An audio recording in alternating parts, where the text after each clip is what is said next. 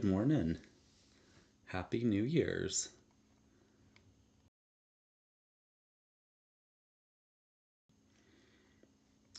Connecting okay. It is a dreary Friday. Outside the weather is, I'm hoping, gonna snow soon, but I think we're just still stuck with rain. Wish we'd get some snow soon. Let's see, a sound check. Yeah, I think we're good. Sweet. Take my earbud out. Well, awesome. For those of you who haven't met or chatted with me before, I'm Kevin Peterson, Kevin A. Peterson Real Estate. I'm a realtor in Utah, and I focus really about anything in about an hour's distance from West Jordan. So that can be clear out to Grantsville, up to Camas, east, up to Ogden, north, and then down to Nephi, give or take, is kind of my area that I work with. I can definitely help anything with other things further in the state. Those just are kind of on a one-off basis because I want to make sure I'm available, connected, can be there quickly to address anything that's needed. I I operate kind of on a full service basis, so I'm not looking to just list something and be done. I'm involved through the process, so I want to make sure I'm able to deliver that service. But there are definitely some situations and family and friends that I've worked with that just need paperwork done, and maybe it's down in St. George. Great, happy to help any way I can. Yeah. So today, kind of an Ask Me Anything session. So, of all the different platforms, looks like we've got Bentley on Instagram. Hello. But with all the platforms, if you have any questions, pop them in. We I'll go through some stuff today about buying a home in Utah, some unique things, some odd things, some things to watch out for, kind of just a big overview. So great for first time home buyers. Also great for those that just haven't bought in a while and wanna see what's out there. Questions about me are also great to ask. Love to get to know you all more. I also have, let me share on my website. There we go. Let's see, the sizing's a little off. Let me make this a little bigger. There we go. So on my website, it's kaprealestate.com/events. I have a list of my upcoming events. Hey, Slovak, welcome. So today we've got buying a home in Utah. I do have next week an in-person coffee chat. This is going to be at, I think it's called Badass Coffee of Hawaii, just here in West Jordan. Come hang out, get a coffee, a snack on me. Happy to cover that for you. I'd love to have your company. Ask me any questions. This one's definitely informal, so we can talk about me, we can talk about you, we can talk about politics, we can talk about whatever we want to, but just good company. And then I've got some other Ask Me Anythings scheduled for later this year that I haven't put a topic to yet, but will soon. Okay. So with that, let's jump in. Let me make sure I don't have any questions. Looks like we're streaming everywhere we need to be. Perfect. So, buying a home in Utah. There's a few things that are different. That I've heard from other states and that I've connected with other agents. There's some stuff that's standard that everybody should be doing everywhere, in my opinion, but everything's a little different. So, I wanted to kind of just walk you through. Especially for first time buyers, so often people get overwhelmed with the process. If this is something you don't do every day, it's easy to be like, what am I supposed to do? Where am I supposed to go? What are all the details? You know, that's one of the values of hiring a realtor, um, is to guide you through that process, that experience, that education, not only certificates and licenses and all that, whatever, but the true value comes from that experience and helping you avoid risk and guiding you through the process to make it as easy as possible. It can be super stressful. I think we've all seen or heard of friends or family who bought a home and it was a nightmare. My hope is to avoid that and take care of as much stress as possible. So many people that I've talked to have thought about, oh, someday I'd love to buy a home, but things are so expensive. There are ways around some of those financial challenges that you have in your mind. Not to say that they're not real, but if you're paying rent somewhere, that rent will translate to buying a home. Um, and for me, it's the start and journey of building wealth. If you rent for the rest of your life, you're stuck with whatever your landlord determines is your rent, and that's going to go up and up and up over time. I think of it as the idea of fixing your costs, kind of like locking in. So if you buy a home, your mortgage payment is pretty much set for 30 years. You're going to have a teeny bit of fluctuation with taxes and insurance. That's going to change any which way. But your principal and interest, like that payment's locked in for 30 years. The value that comes with buying a place is the hope of equity gain. And I say hope because I don't want to, guarantee everybody that you're going to buy this place and you're going to pay $200,000 and in 3 years it's going to be worth $700,000. Sometimes, yes, but sometimes no. Sometimes it's smaller. Economy, inflation, all those things come into effect. What I can share is that in Utah, over time, we've historically seen home prices double every 10 years. So that's a pretty good jump. I can say with the properties that I have 4 properties myself, uh, I have seen that doubling over the last 10 plus years. Um, Taking that money from one, putting it to the next allows you to get a bigger place. Taking that equity gain again, putting it toward the next allows you to get a bigger place. And pretty much you're staying at the same payment amount.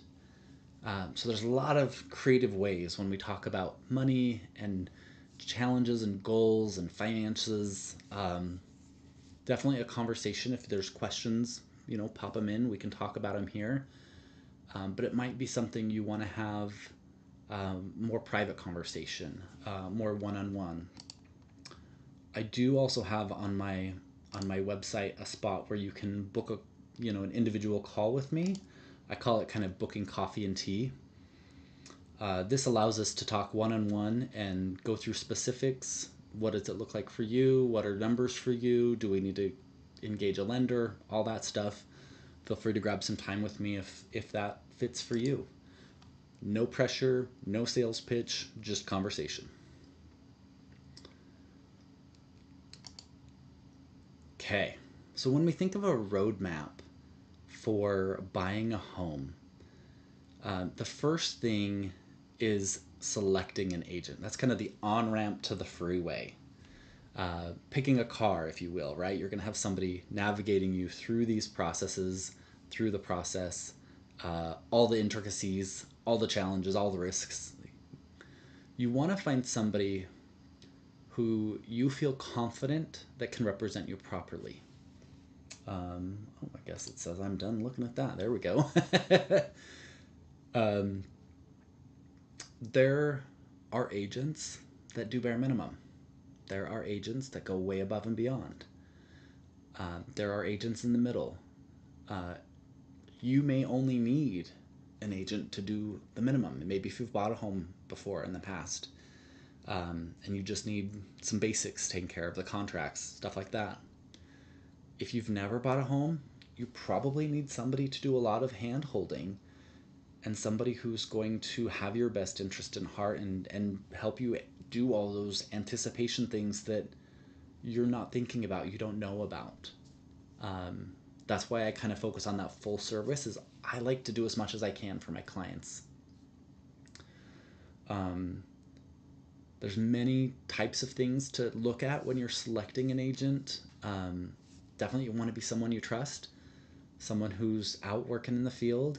Um, if it's, your uncle who does it as a side gig once every 6 months, maybe that'll work, but maybe that won't. You might run into some challenges that you need more help than that. A lot of different things to consider. Sorry, I just keep coming back to my website. I just think of everything I've put out there. There's a blog section on my website about how to select an agent. It has kind of my top tips of things to look for. So I encourage you to check that out as well.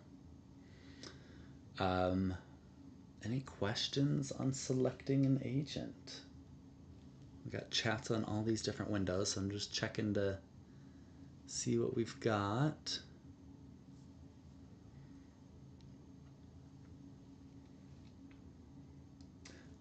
Okay, question about, you've probably seen real estate agent and you've seen realtor. So those two terms in Utah are pretty much synonymous. To be able to access the big MLS site like utahrealestate.com, right now you do have to be a realtor. So technically you can get a license to be a real estate agent. A lot of folks that work in title or who work in lending or who are inspectors, sometimes contractors, a lot of them have to have a real estate license. So they technically are a real estate agent, but they don't go that next step to actually buy and sell homes. So in Utah, you have to be a realtor, so part of the National Association of Realtors, um, to buy and sell homes in Utah through the traditional processes. The difference between those two is by being a member of the National Association of Realtors, is there is a lot more ethics that's associated. There's a lot more training. There's a lot more expectations, a lot more commitments. So it's kind of like, see, a real estate agent is your license. They can do the paperwork. They can do the bare minimum. But if you're, needing something bigger, something larger, you're going to be looking at a realtor. In Utah, you don't necessarily need to look for one or the other, because anybody who's out there actively selling homes in Utah is going to be a realtor anyway, even if they say real estate agent. So it's kind of a misnomer, but it's kind of like, it's essentially a membership thing. That's the difference. There is some, hey John, welcome. There are some changes coming that, to be a part of, that utahrealestate.com website, get all the background, the back access to it, you don't have to be a realtor. So there is some changes coming there. So it will be something we'll need to know more about in the future. But for today, you're good. All right. So let's see. Curious. If I buy a house, then let's say wreck it down to the beginning and make one myself on that property, would it sell for more if I build it bigger and better? Short answer, yes. And a lot of investors do this. They'll find a really out of date, rough shape home that's on a good sized lot. They'll bulldoze the house and build something new. Why I say the short answer is yes, but the long answer is you're still going to be subjected to comps and comparables when it comes to evaluation. Valuation, not evaluation. Generally, when we look for comparables for a home to determine a value, and appraisers do this as well, they're looking about within a mile radius, and they're looking for homes that are similar. So similar square footage, similar bedrooms, bathrooms, and then similar amenities. Some homes have more and less amenities that they can adjust for that. But that idea of, if you are buying this this property in a neighborhood that is full of 2-bedroom, 1-bath homes, and you decide to put this monster of like 7 bedrooms, 5 bathrooms, you've really outbuilt a home for that neighborhood. And if you're going to keep it and live in it and that's what you need, do it by all means. But that value that you're trying to gain is going to be limited by these, other homes that are selling around it. So keep that in mind of like neighborhoods that you're buying and what you want to have that end thing look like. You'll want to try and kind of match closely. It's kind of that idea of like, you don't want to be the worst home on the street, but you also don't want to be the best home on the street. You want to try and land in the middle somewhere. That's where the valuation and values are going to align and grow in kind of a consistent fashion. Okay, mile marker 2, preparation. This is kind of that big question of what's your budget? What do you want in a home? We need to identify a lender. Most folks need a lender to buy a home. We don't all just have $500,000 cash sitting around to buy a home. If you do, kudos. That's awesome. Like you've worked hard to do that, I imagine. But most folks, we find, do need a lender, that they'll need a loan. And then we'll need to identify a title company to work with. This is kind of like setting up the dominoes so that as soon as you are ready, you can knock over that first one and everything just clicks and lines in place. So part of budget is, how much are you wanting to pay for a mortgage? Maybe we can estimate some utilities, taxes, insurance, kind of those extra costs. I hate to put people in homes where they then feel house poor. It's that idea of they spend all their money on their payment, and now they can't go out to the movies. They can't go get a coffee with friends. They can't go go to dinner and to celebrate a birthday. If you're okay with that, great. But a lot of folks need and like that flexibility. So it's always good to kind of think of what is that realistic number for you. And you'll find that there's a difference between what a lender will approve you for and how much you're willing to be approved for. Oftentimes, lenders will approve you for more than what you'll be comfortable with. So I again always come back to what actually makes sense. What do you want in a home? What are your deal breakers? What are the things that you have to have?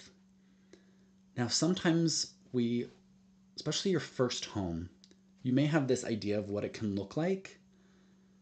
You'll never find the perfect home. I want to kind of set that out there. There will always be something that either needs to change or isn't quite the right layout, but it'll work. If you're looking for the perfect home, the best options are going to a builder, have them either build exactly what you want, or look at their models and be able to pick the paint, pick the tile, pick the everything. But you do pay a little bit of a premium for that.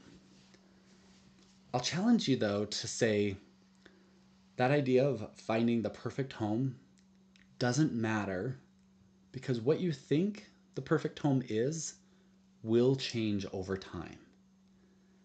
So what I do say is think about what you want in a home, what are kind of your non-negotiable items, and then what are the items you could compromise on. One for me was when I bought this home that I'm in now, I had never had a like ensuite bathroom, kind of that primary bathroom off of the primary bedroom. And my compromise in this one was it had that, but it's a really clunky layout. The bedroom, how do I describe this? So the bedroom being a big rectangle, the bathroom is off to the side, but there's no door, and you have a sink and the mirror that's across from a big walk-in closet, And then you have a door that then has the toilet, the tub, the shower. So it's kind of clunky that the sink is essentially in the bedroom. There's no door separating that. So right now we're looking at remodeling of like, how do we relay this out so it flows a little bit better? Anyway, always going to be some weird clunky things that you've got to work through. I have lists of lenders. Those are things I can always recommend. I have lists of folks who work with title. They make sure that when you buy a home, the title's clear. There's not liens or judgments that are going to come back in the future. A lot of other stuff that title covers. But those are kind of your basics of your preparation. Again, if you have any questions, pop them in the chat as we're going through. If you'd also want to ask a question a little more privately, my number is up on all my pages. You could text it to me. I've got my phone. I'll keep an eye on it. Mile marker 3, pre-approval. So a lot of agents have kind of set, and this is kind of the standard for the industry. It's difficult to take somebody to go look at a home when they haven't been pre-approved yet. Part of that is it's like showing them the fancy Cadillac, the fancy Lexus, this big beautiful home, but then, oh, they don't qualify for that. We have to find other homes that are just as amazing. So it's kind of like dangling that amazing thing in front of somebody and then saying, oh, just kidding, you can't have it. Part of pre-approval is establishing what does that criteria look like? What are our terms? Not only is it the amount that you're qualifying for, it's the some details of the home. You've probably heard of some terms like FHA loan. You've probably heard of like VA loan. That's for those who've been in the military. You've probably heard, you may have heard of like USDA or like rural loans. You've probably heard of conventional loans. So to get each of these loans, the home has to have a little bit different of qualifications for each of them. Rural is things that are like out in the boonies that doesn't work for homes inside a city most of the time. VA, there has to be some boxes that are checked, different inspections that have to take place. And there could be some situations where VA won't cover it.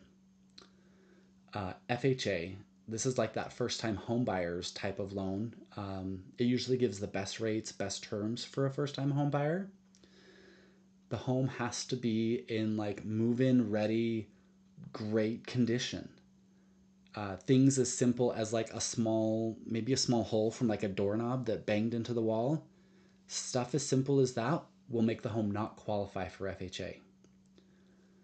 There's also things when we talk about FHA or HOAs and communities, there are requirements that qualify them to be FHA eligible. So the other part of that pre-approval is we need to look at the different homes that we're gonna go look at to make sure that they fit and match what type of loan type you're going to be looking at, so that it's actually a possibility. I don't want to waste your time. I don't want to waste my time. Let's make sure we find something that actually is a potential and a real possibility.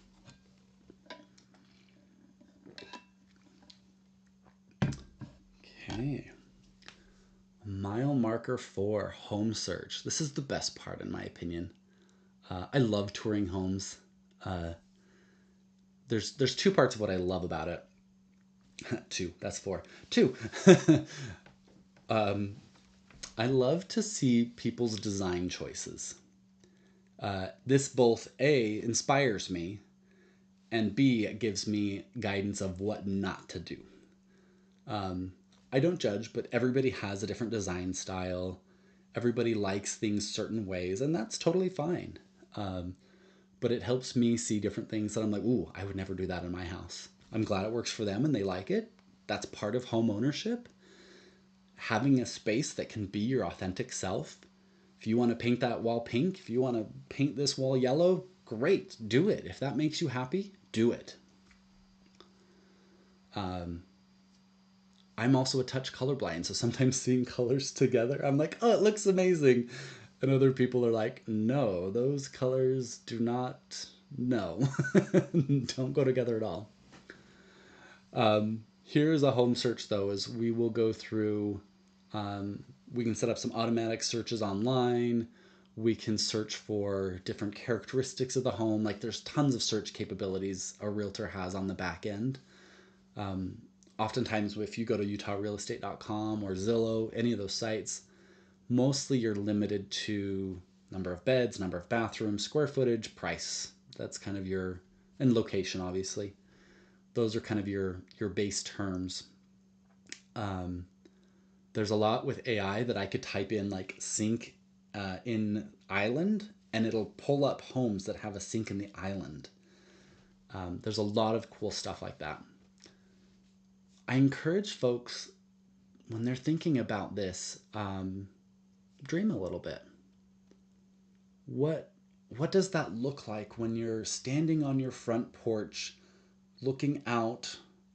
What do you see? Likewise, when you're standing on the street looking up at your home, what do you see? What does it look like? When you look out your bedroom window, what do you see? When you go out the back door, what does that look like? Um, Buying a home, there's a little bit of magic there, and it's a very special thing. So trying to think about what are those magic pieces for you? How can we make sure to get those? Beyond the I need two bedrooms, I need a bathroom, I need a kitchen, kind of those standard things. Yeah. What are some of your kind of dream items? If you guys want to drop in the chat as we keep talking through, for me it was that ensuite bathroom, having that as part of the primary bedroom. I also love outdoor space, so we haven't done much yet, but I do have an older deck that we've used for entertaining. In the summer, I'd love to go sit out there and have breakfast or coffee and just enjoy the sunrise. Um, those are type of things that are the dreamy things for me. Yeah. Okay, mile marker 5. Evaluate properties. So I generally, whenever I tour homes with folks, I try to limit to about 4 to 6 homes per day that would maybe we'd go see, if even that many, sometimes one or two. Part of the reason for that is it can be very overwhelming when you're trying to compare and remember these 5 different homes that you've seen. Oh, which one had that room that had the wallpaper, but it was weird, but it was next to that other room. Like, we start mixing everything up. But as we go through, I start asking questions to kind of help some thoughts percolate. What were your favorite things about that place? What were your least favorite things about your place? Based on this one and the one we saw before, which would you rank first place? Which would you rank second place? I do ask questions also to challenge some thought processes and have folks think about things maybe they didn't consider before. I had one client that we worked with. We were looking at like condos. So, basement unit, top unit in a building. It was kind of in the daybreak area. So a lot of them had like a little outdoor patio area. And this one that we were looking at, basement level, or excuse me, ground level. And because of that, it had all the AC units for the entire building right outside this unit specifically. And when we were there, we heard that one of the AC units kick on that was louder than the others. And I kind of brought up to them, I said, up to you, but are you okay with some of this kind of white noise that's going to be happening here? If all of these, 5 AC units are running in summertime, full blast, you're going to have a pretty good hum, pretty good noise coming right outside your windows. It's going to be hard to block that noise. They ultimately decided to not go with that place But they actually enjoyed the white space noise. That was something that actually helped them sleep. So for them, that wasn't a deal breaker. A couple other things were that they decided wasn't that home wasn't the best fit for them. But those are things to consider. Me, I love quiet. I want to be, when I'm sleeping, like dead silent outside. That's why I picked West Jordan. I'm over here near 4800 West. During the day, we have this airport that there's some planes that go by. It's the National Guard, so they also have some choppers that come by that shake the house a little bit. But at nighttime, silent. Perfect. That's just what I want. I enjoy downtown. I love downtown, but I could only do it for so long with that constant noise. Some people, it's the opposite. They need that noise. The quiet is like unsettling. Okay, so we've evaluated our properties.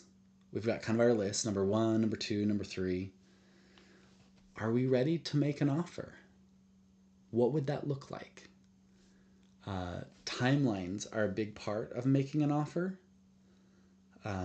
Looking at a due diligence time frame. We'll talk about that more here in just a moment. Finance and appraisal deadlines, and then settlement and closing. Essentially, at the end of that, when do you want to move in?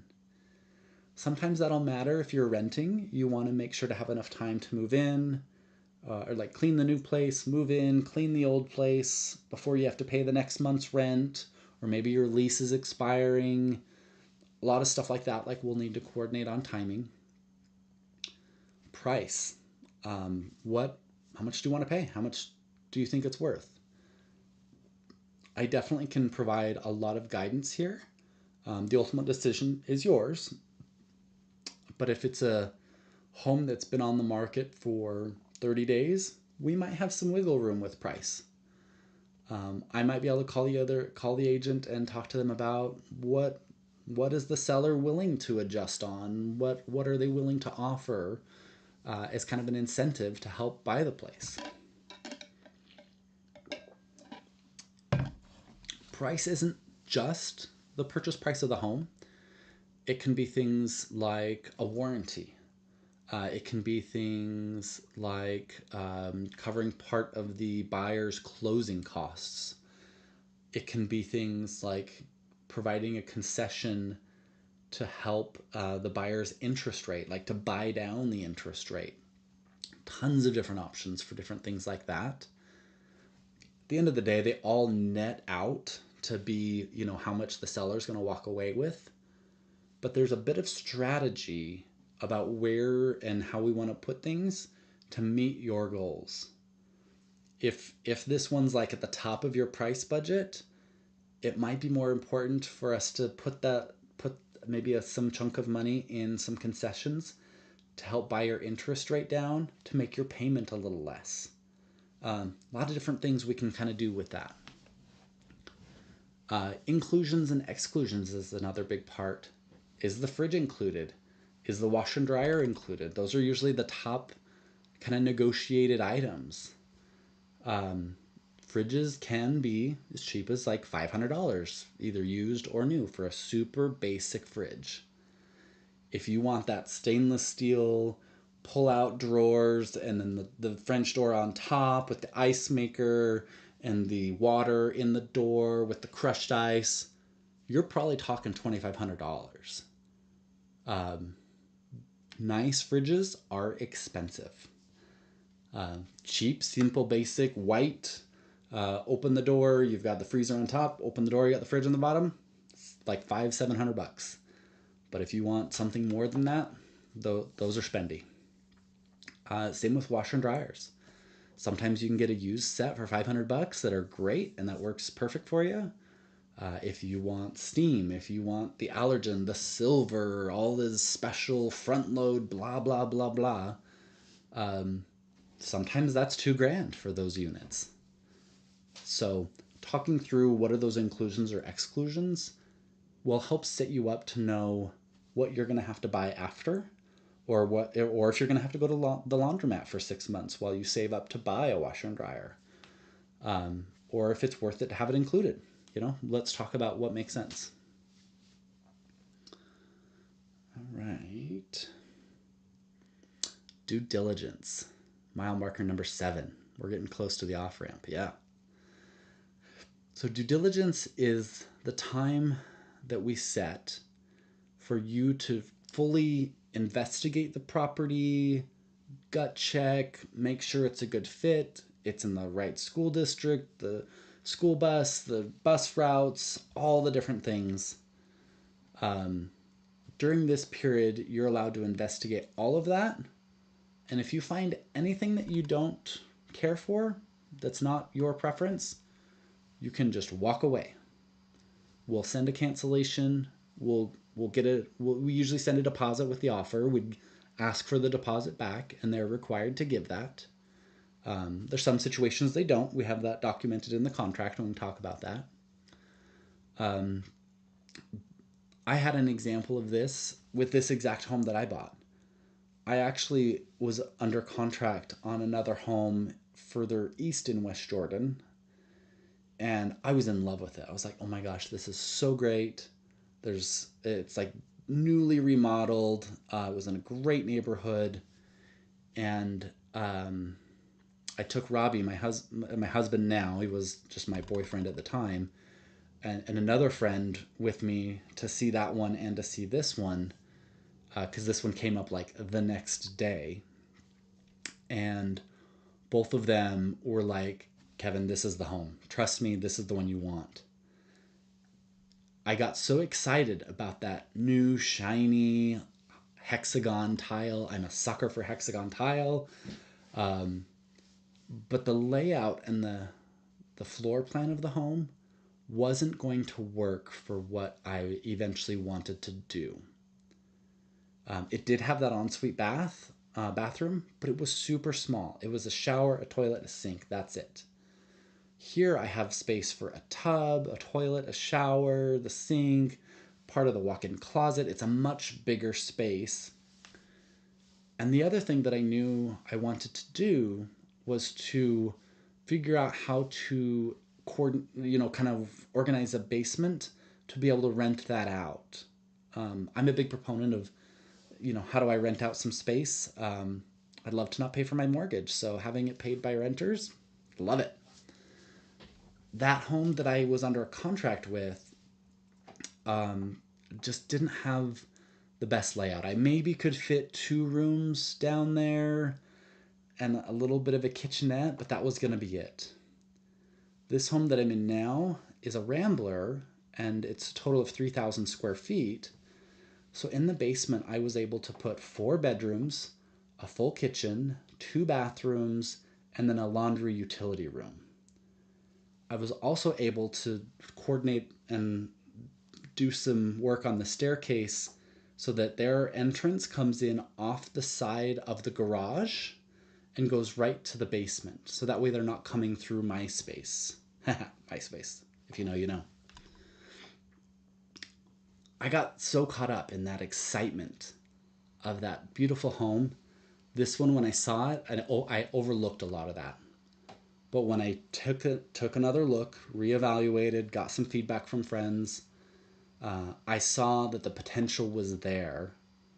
Yes, this place had white, like polar bear colored carpet.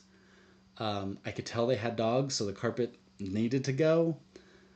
Some walls were pink, some were yellow, some were peach, like all over the spectrum of colors. I love color, but it was too much. There was some wall that had that faux wood shiplap, or not shiplap, wainscoting on the bottom.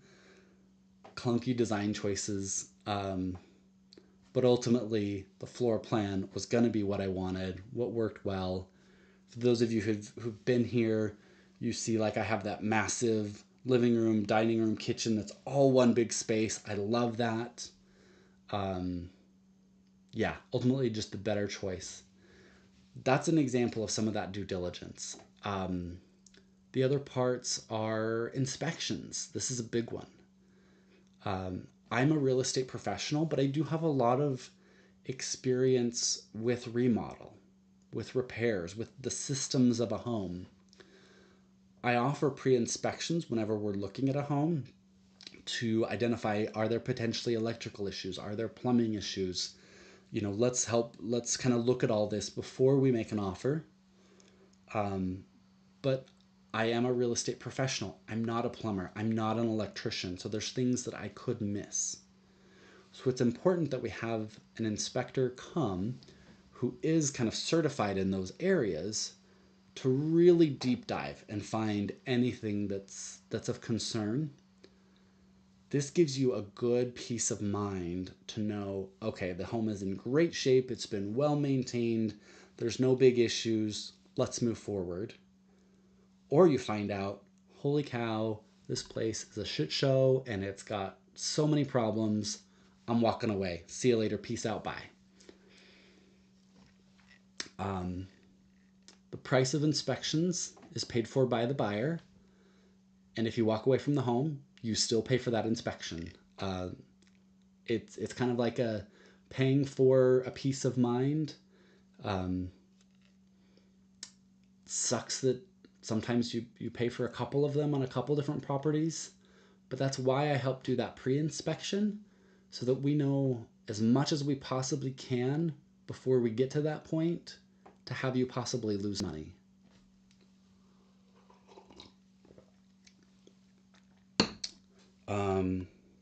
Testing for a home. Hopefully it gets straight A's. Testing for things like mold.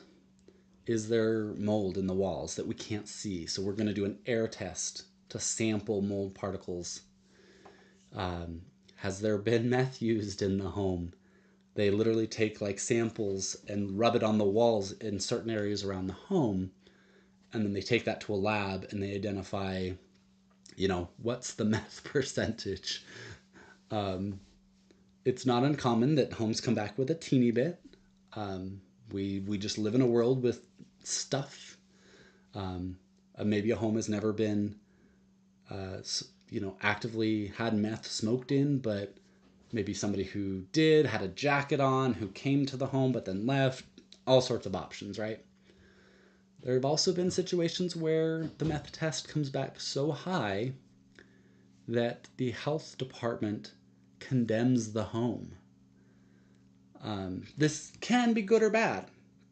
It's definitely bad for the seller because they have to fix this before they can sell it. And sometimes it can be so bad that they have to rip out the drywall, replace the carpet, the flooring, like pretty much 2x4s in has to be replaced. That's a lot of money. As a buyer, though, sometimes that's great because you can either negotiate down on price and then you could clean it up yourself if it's maybe a smaller number. If it's a higher number, you may be able to still buy the home after all this work has been done. Great. The other big one that's often overlooked is a radon test. Radon is a odorless radioactive gas. It's caused by decomposing radium in the soil that permeates up. When you're outside, it just mixes in the air, diffuses, and goes away, no problem. But in a home, we don't have a ton of air coming in and out of the home, so it can build up. It also is a heavier particle, so it settles into lower parts of a home. So it's usually in a basement is where they'll test this. People literally can get lung cancer from this, other types of cancer. It's not safe. It needs to be addressed. A lot of homes in Utah come back with high radon numbers, high enough that need to be mitigated for. The good part about it, mitigation is usually like $2,000. It may feel like a lot of money, but in the grand scheme of everything, it's pretty small. And the other good part about it is oftentimes a seller will pay for a mitigation system. Either they'll just give you a credit and then you take care of it once you take possession of the home, or we could have them pay to actually have it installed, done, and then you take over the home perfectly ready. question. Is there a reasonable disclosure to seller is required to share prior to losing money?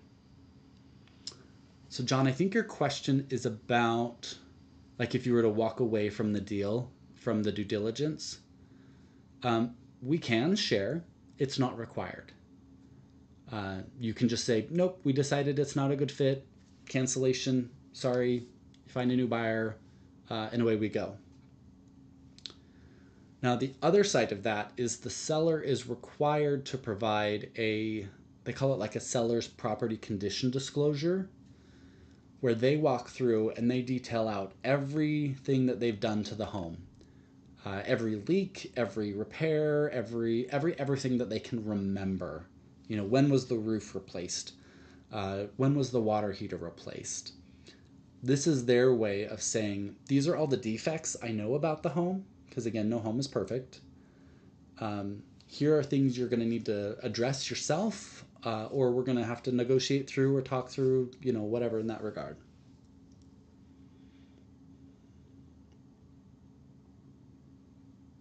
So I think that covers kind of both sides of your question, John, if I'm getting it right. If there's another part of your question, pop it in the chat. Let me make sure I answer it. Okay, perfect. So last but not least then.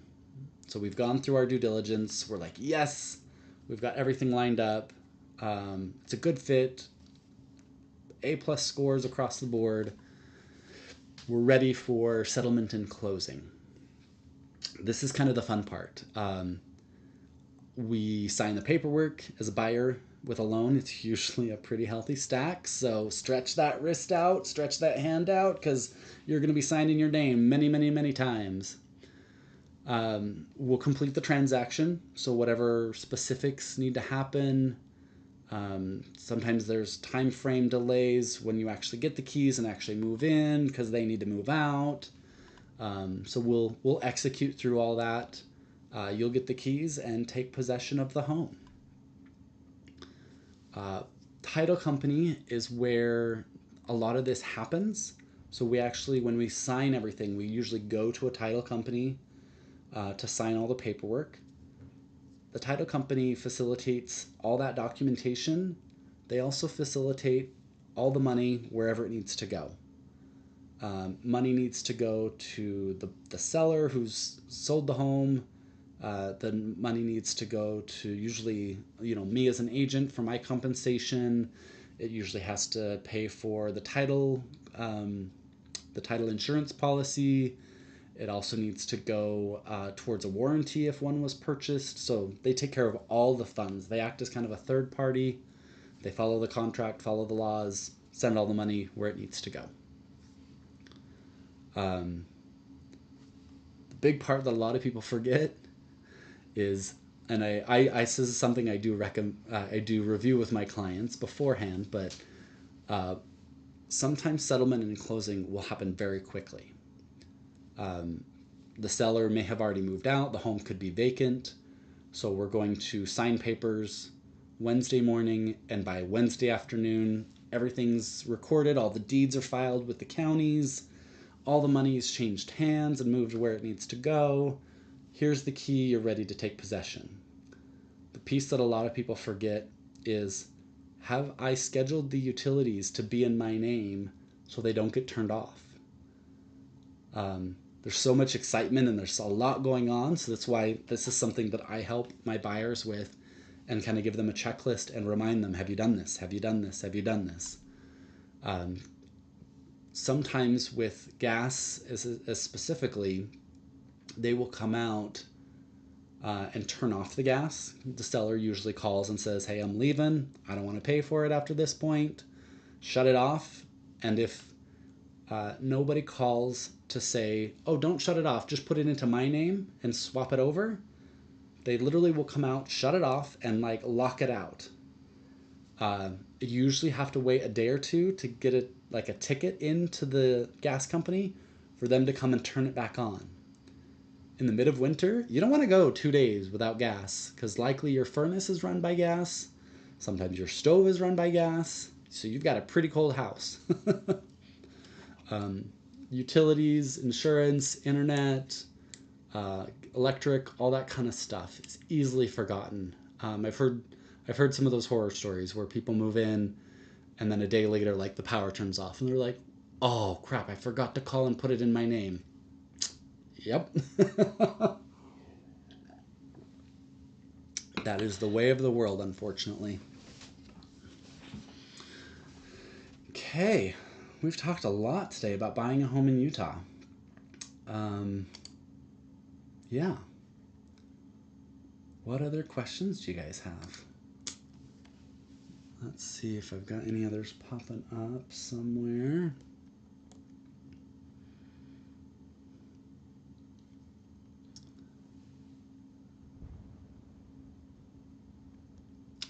Time frame. Ooh, good question.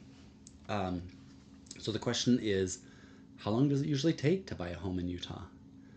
Um, Oftentimes, once we send that offer, we're looking at about a 30-day period. We usually allocate 2 weeks for due diligence, so that's plenty of time to do your inspections, review everything. We usually do then a week for financing, appraisal, anything like that that needs to happen. Get all that locked in, and then another week for settlement and closing. So 4 weeks, about 30 days. Leading up to that, pre-approvals can happen sometimes as quick as a couple days. I work with lenders that are very quick. They know their stuff. They're on top of it. You don't have to work with those lenders. You can work with any lender you want. Some will be a little slower. That's okay. We'll accommodate for that. And then the other part that takes as long as it is going to take is finding the right home. I feel like I'm pretty good at helping find homes that really fit my client's criteria. So most of the time, taking clients to see different homes, I've usually only taken them to maybe 10 homes, I think is the highest number I've done so far. Within that 10, they were able to say like, oh, yep, that's the one. Let's make an offer. Let's get it. Let's move forward. It's good to see a few. Absolutely should see a few. Compare what maybe $10,000 of difference of price looks like in a home, different areas, things like that. Once we're starting to get out to 20, 15, 20, that means we really don't know what we want in a home. And we need to go back to the drawing board and redefine that criteria. Sometimes that's also a gut check with yourself. You may think these are the things you want or don't want, but maybe you're kind of lying to yourself. I don't know, right? There's a lot that goes into that. There's hopes, wishes, and desires, and past history. And when I grew up in this house, it had that. There's a lot involved there. So sometimes we have to challenge those beliefs and those thought processes to make sure, is this really what we think we want? Is this really what we want? Or is it just what we think we want? Oh, thanks, John. Glad you're enjoying St. Martin. I'm jealous. Um, we booked our cruise. We ended up with one that's going out of California. It's going to go from San Francisco to San Diego to Ensenada, and then back up to San Francisco. And I think it's February 15th or something. It's like a 5-day cruise, so super excited. But as you know as well as I, Robbie's working on his MGM status, so we'll hopefully soon in the new year have a Royal Caribbean cruise, and maybe we'll be on the same ship and do a Caribbean one with you. Okay, let's see. We're coming close on time. We've got a few more minutes. Usually it automatically cuts us off after the hour mark. Any other questions that are coming in? Let's see.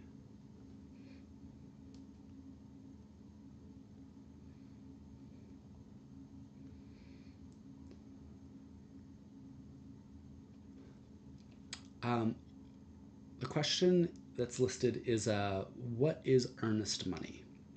You may have heard that term. That may sound familiar. It's essentially the deposit. So when we write an offer, we will commit to putting down like so much money to say how serious we are to buy the house. That money is held that there are certain reasons that if the buyer were to like not follow the terms of the contract, the seller gets to keep that money. It's their way of kind of, compensating them for having this time that the home wasn't on the market. It was held off when it didn't actually go through with the sale. Likely there are other scenarios in the contract that if the seller doesn't follow the expectations of the contract, they have to like pay double that amount back to the buyer for holding the buyer back. Um, so earnest money is essentially that deposit. The buyer pays it as their kind of like commitment. Yes, I want to buy this home. Usually it's recommended around 1%. So if you're buying a $300,000 home, $3,000 is sufficient for that kind of deposit. That deposit does get calculated and folds into your money down, any compensation you need to pay for me or for a warranty or whatever else may need to be included. So it is lumped into all that and calculated accordingly. Um,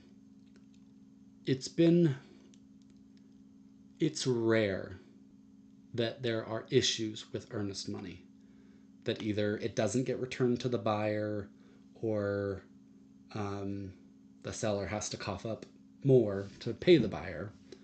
Um, through that through that due diligence period, the buyer can ask for it back and cancel the contract for any reason.